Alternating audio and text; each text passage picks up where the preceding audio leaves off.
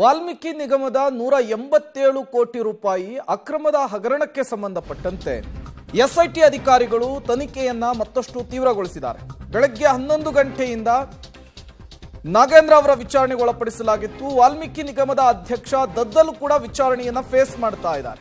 SIT notice ಬೆನ್ನಲ್ಲೇ ಇಬ್ಬರ ವಿಚಾರಣೆ ಆಗ್ತಾ ಇರುವಂತಹದ್ದು. ಪದ್ಮನಾಭ್, ಪರಶುರಾಮ್, ನೆಕ್ಕಂಟಿ ನಾಗರಾಜ್ಗೆ ವೈದ್ಯಕೀಯ ಪರೀಕ್ಷೆಯನ್ನ ಮಾಡಲಾಗಿದೆ.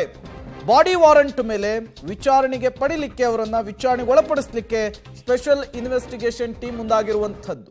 187 ಕೋಟಿ ರೂಪಾಯಿಯ ಹಗರಣ ಇದು. ಚಂದ್ರಶೇಖರನ್ ಸಾವನ್ನಪ್ತಾ ಇದ್ದ ಹಾಗೆ, ಆತ್ಮಹತ್ಯೆಗೆ ಶರಣಾಗ್ತಾ ಇದ್ದ ಹಾಗೆ ಈ ಹಗರಣ ಬಹಿರಂಗವಾಗಿತ್ತು. ಈಗಾಗಲೇ ಒಂದು ಕಡೆ ಇದರಲ್ಲಿ ಸಿಬಿಐ ಕೂಡ ಎಂಟ್ರಿ ಆಗಿದೆ, ಮತ್ತೊಂದು ಕಡೆ ರಾಜ್ಯ ಸರ್ಕಾರದಿಂದ ಎಸ್ಐಟಿ ಮೂಲಕ ತನಿಖೆಯನ್ನು ಕೂಡ ನಡೆಸಲಾಗ್ತಾ ಇದೆ. ಹಲವರ ಬಂಧನ ಆಗಿದೆ. ಈಗ ಪ್ರಭಾವಿಗಳ ವಿಚಾರಣೆಯನ್ನ ಮಾಡ್ತಾ ಇರುವಂಥದ್ದು. ನಿಗಮ ಮಂಡಳಿಯ ಅಧ್ಯಕ್ಷರು ಜೊತೆಗೆ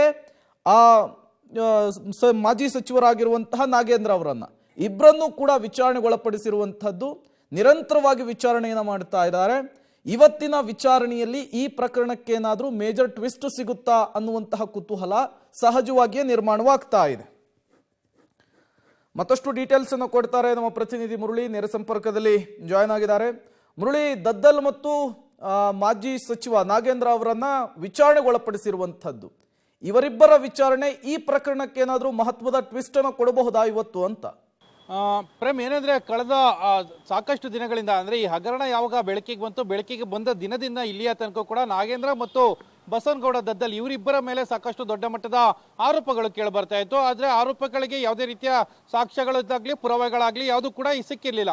ಅದಾದ ಬಳಿಕ ಸಾಕಷ್ಟು ಜನ ಆರೋಪಿಗಳನ್ನ ಬಂಧನಕ್ಕೊಳಪಡಿಸಿದ್ರು ಎಸ್ಐಟಿ ಅಧಿಕಾರಿಗಳು ಬಂಧನಕ್ಕೊಳಪಡಿಸಿದಾಗ ಸತ್ಯನಾರಾಯಣ ವರ್ಮಾ ಅಂತ ಹೇಳಿ, ಅಂದ್ರೆ ಆತನೇ ಈ ಪ್ರಕರಣದ ಪ್ರಮುಖ ಕಿಂಗ್ ಪಿನ್ ಆಗಿರುವಂತದ್ದು. ಅಂದ್ರೆ ಫೇಕ್ ಅಕೌಂಟ್ ಗಳನ್ನ ಕ್ರಿಯೇಟ್ ಮಾಡಿರುವಂತದ್ದು ಮತ್ತು ಹಣದ ಸಂದಾಯದ ಮೂಲಗಳೇನಿತ್ತು ಅದೆಲ್ಲಾನು ಕೂಡ ಆತನೇ ಸಂಪೂರ್ಣವಾಗಿ ನೋಡ್ಕೊಳ್ತಾ ಇದ್ದಂಥದ್ದು. ಆ ಹಿನ್ನೆಲೆಯಲ್ಲಿ ಆತ ಪೊಲೀಸ್ ಕಸ್ಟಡಿಗೆ ಬಂದ ಬಳಿಕ ನಾಗೇಂದ್ರ ಅವರ ಹೆಸರು ಮತ್ತು ನಾಗೇಂದ್ರ ಅವರ PS ದೇವೇಂದ್ರಪ್ಪ ಮತ್ತೆ ಬಸನಗೌಡ ದದ್ದಲ್ ಅವರ PS ಪಂಪಣ್ಣ ಇವರೆಲ್ಲರ ಹೆಸರನ್ನು ಕೂಡ ಹೇಳಿಕೆಯನ್ನು ಕೊಟ್ಟಿರುವಂಥದ್ದು. ಜೊತೆಗೆ ನಾನು ಅವರವರಿಗೆ ಇಷ್ಟಿಷ್ಟು ಹಣವನ್ನ ಕೊಟ್ಟಿದ್ದೀನಿ ಅಂತೇಳಿ ಒಂದಷ್ಟು ಮಾಹಿತಿಗಳನ್ನ ಕೂಡ ಕೊಟ್ಟಿದ್ದಾನೆ. ಜೊತೆಗೆ ಅದಕ್ಕೆ ಪೂರಕವಾದ ದಾಖಲಾತಿಗಳು ಕೂಡ ನನ್ನ ಬಳಿಯಲ್ಲಿ ಇದೆ ಅನ್ನೋದ್ರ ಬಗ್ಗೆ ಆತ ಹೇಳಿಕೆಯನ್ನು ಕೊಟ್ಟಿದ್ದ.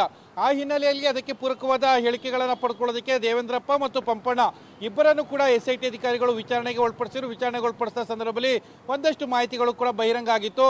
ಆ ಹಿನ್ನೆಲೆಯಲ್ಲಿ ನಾಗೇಂದ್ರ ಮತ್ತು ದದ್ದಲ್ ಅಂದ್ರೆ ಬಸನಗೌಡ ದದ್ದಲ್ ಇಬ್ಬರ ವಿರುದ್ಧ ಬಂದಿರುವಂತಹ ಆರೋಪಗಳೇನಿದೆ ಆರೋಪಗಳಿಗೆ ಉತ್ತರಗಳನ್ನ ಪಡ್ಕೊಳ್ಳೋದಕ್ಕೆ ಎಸ್ಐಟಿ ಅಧಿಕಾರಿಗಳು ಈಗ ವಿಚಾರಣೆಗೆ ಕರೆದಿದ್ದಾರೆ.